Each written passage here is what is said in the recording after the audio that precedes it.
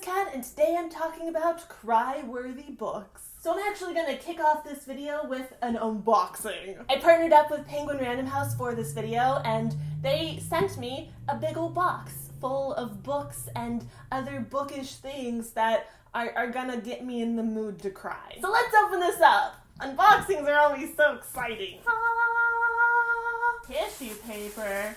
Ooh, it's pretty too, I like it. Bubble wrap, I can pop that later. Oh boy, oh boy. So the first thing I had to grab out of this box is, of course, the books. So I have here I'll Give You the Sun by Jandy Nelson, which is one of my favorite books of all time. Like, I need to do an updated favorite books video because the last one I did was like 3 years ago, and I've read a lot of great books in the last 3 years, and this is one of them. It's just beautiful. I love Jandy Nelson's writing. I love this story. It made me feel so many things. This is the story of two twins, Noah and Jude, who used to be really close, but then something happened, and years later, they're barely even speaking. And it's told in a dual point of view, dual timeline kind of way. It's a beautiful, fantastic book, and I highly recommend it. Then they sent me Me Before You by Jojo Moyes, and this kind of set the theme for this box because I got some more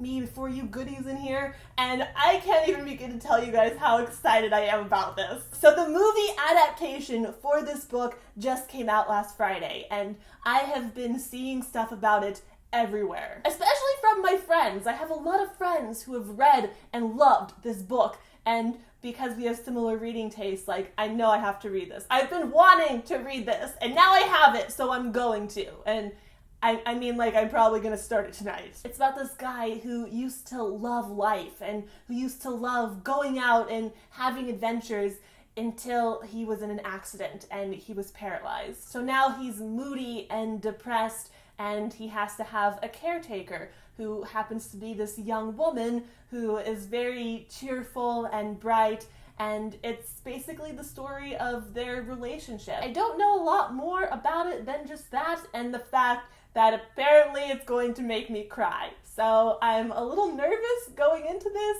but I'm so looking forward to reading this and then seeing the movie. And the third book here is Saint Anything by Sarah Dessen. Confession time!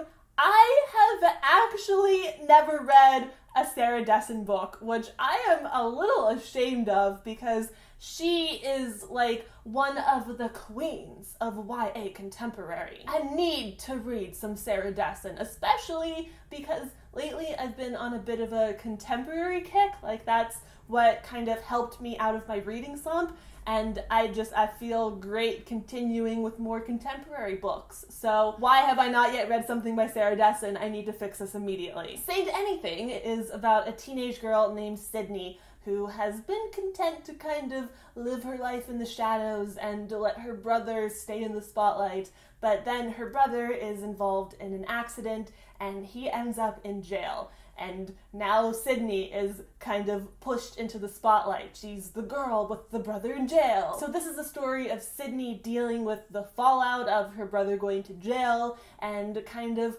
finding herself and her own voice.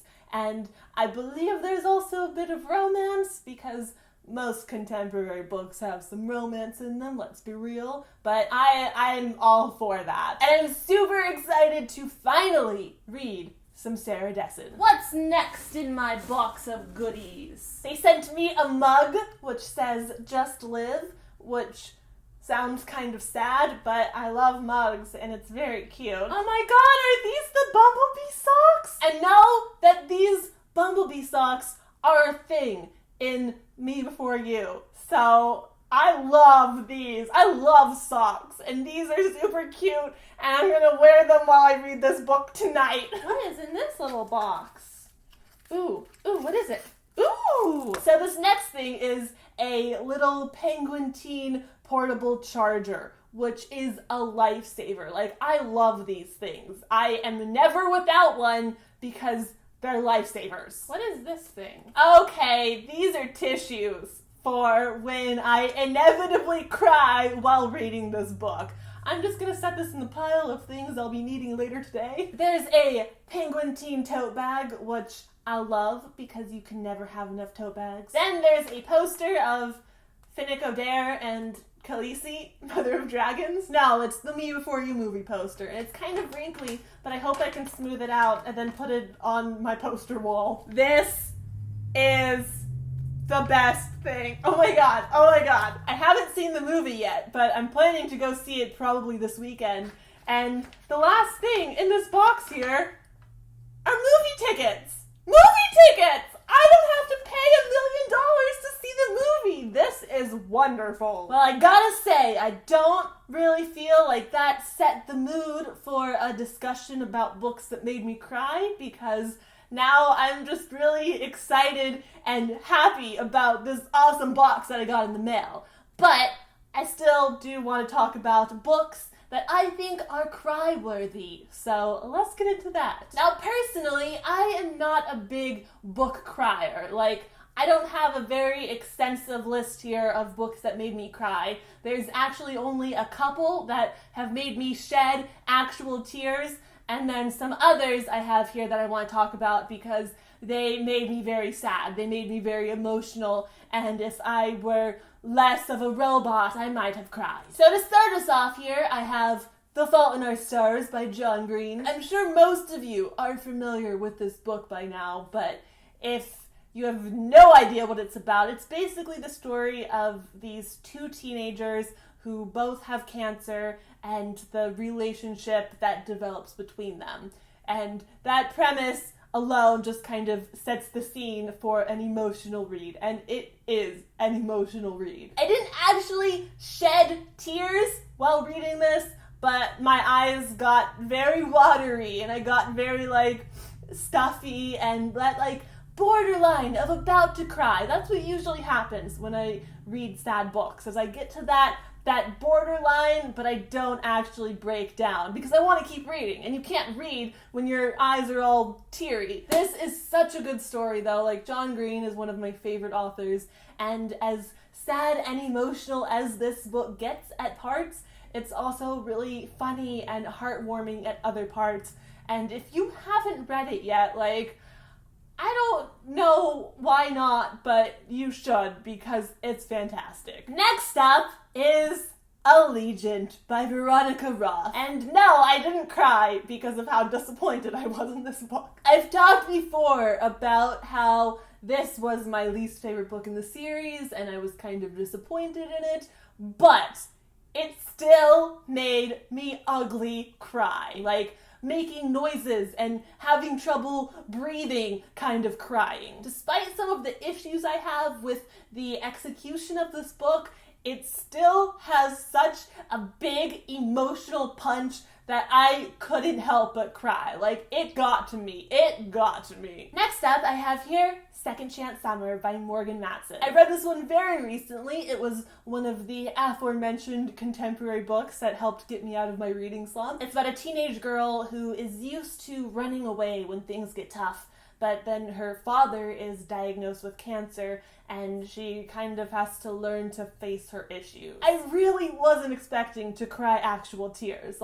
People say a lot that a certain book is going to make you cry, and that usually doesn't happen with me because, again, I am part robot. But there were a couple of moments that just hit me really hard, and the waterworks, they happened. Next up is Mockingjay by Suzanne Collins. My list is basically series finales and emotional contemporaries, so yep. Now with this one, I didn't actually cry, but I was very sad and emotional and just felt pretty empty and hollow inside for quite a while after finishing this. One thing I really love about the series, though, is that as sad as it is, as depressing, as horrible as some of the things that happen in this book are, there's always still hope, and I love that. I love that balance. Then I have here Carry On by Rainbow Rowell, and this is the weirdest book on this list because it's not sad. It's not a depressing book whatsoever. It's actually one of the funniest books I've ever read. It's one of my favorite books of all time, too. So the fact that I cried actual tears after reading this book, yeah, that's unusual. But it's because I was so in love with this book. Like, it didn't happen the first time I read this book. It was actually like the fourth time that I read this book in a row, because some of you guys probably know that I went on like a Carry On binge, and I just read this book back to back like 6 times. I had grown so attached to the characters, and I was so emotionally invested that I finished the book and then just started crying because I loved them so much. Like, it wasn't a depressing cry, it was like a cry of just, I have so many feelings for these characters, they are coming out of my eyeballs. My feelings, not the characters. That was worded strangely. Then I have here Clockwork Princess by Cassandra Clare. Now, this book does have some sad moments throughout the whole series, actually.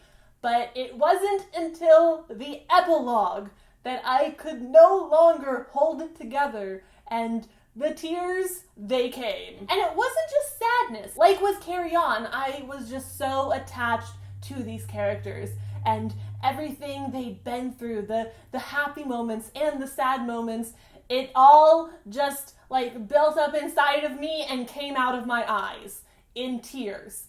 It's a good one though. This is another one of my favorite books of all time, just FYI. And finally, I have here Harry Potter by J.K. Rowling. And I am holding up both the first book and the 7th book for a reason. The 7th book made me cry. Like, I don't think that's very surprising. Not only is it a series finale, but so many emotions were like running strong throughout this entire book. And I cried. I couldn't help it. The tears exploded from my face. But I also cried at the ending of the first book. Like with Carry On, I did not cry the first time I read this. Throughout the course of making this video, I've kind of realized that I need a really strong emotional connection to the characters for the tears to come. And that doesn't always happen your first time reading a book.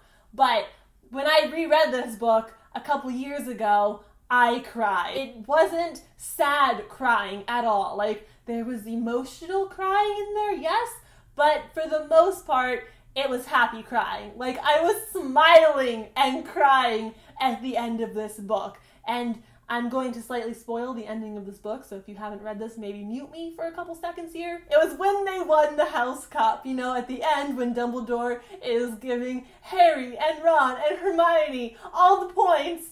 That got me right in the feels. It was just, I was crying and laughing and so happy and emotional, and I really need to reread the Harry Potter series because it's been a long time since I read these books.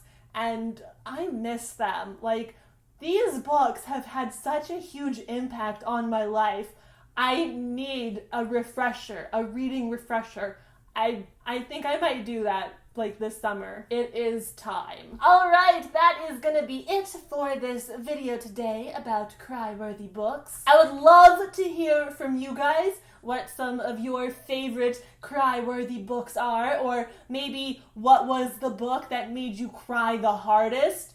That's a fun question of the day. But yeah, thank you so much for watching. I hope you enjoyed this video. I hope you have a great night, and I will have another video up soon, so I will see you then. Goodbye!